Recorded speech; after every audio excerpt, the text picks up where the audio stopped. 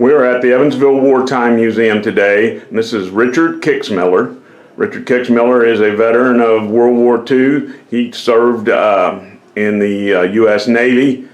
Mr. Kixmiller, would you give us your full name, the date you were born, and where you were born? Richard I. Kixmiller, was born in Vincennes, Indiana, December 15, 1926. I served in the U.S. Navy during World War II. I was an aviation electrician, and I was on my way to the South Pacific on a troop train going through Los Angeles, and we experienced the people dancing in the street.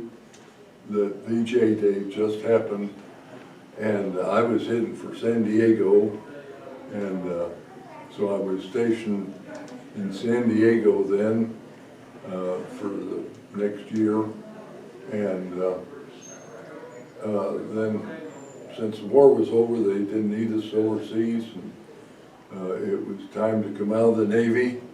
And I want to say this, that I got a letter from Harry Truman, who was president at that time, and I'm a Republican, but Harry Truman was one of the greatest men that we've ever had in our country that was able to make that decision to drop the bomb.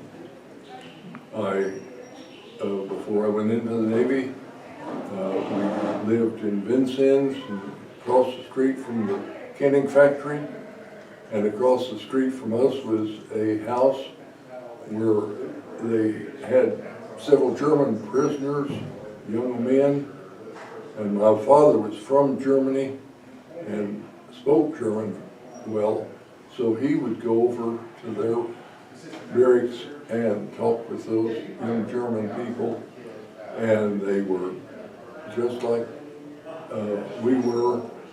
They were not Nazis. They were just German people that were conscripted. All right, well, thank you. Is there anything else you'd like to tell us about your service or time in the military, or about your time after the military? Well, I went to boot camp, Great Lakes, and then from there I went to Jacksonville in the aviation electrician school. I came home and was directed to take a train from Chicago to San Diego on my way over to the Pacific. And like I say, when we got to Los Angeles, it was VJ Day, so all plans for going to the South Pacific were over. All right, anything else you'd like to add? I'm just happy to be an American and have served my country when they called. Well, we sure thank you for your time today and for your service. Thank you very much. Thank you. Okay. There you go. One other note of special interest to me was Tom Rose, who was the brother of a young man that I grew up with, and he was drafted in World War II while we were still rather young, and he went to Europe and was killed in Europe, and he had his father was gone, but he had his sister, or his mother was Rosie, and she had 4 girls, Rosie, Pansy, Daisy, and I can't think of the last one, and Virgil was the young guy my age. We were too young at that time, but Tom went over and was killed in the war. Keep it rolling. I got a question for you, because I think this will... When December 7th, 1941, Pearl Harbor happened, what was your memory of that? I don't. You don't have one? I think we were sitting in the classroom.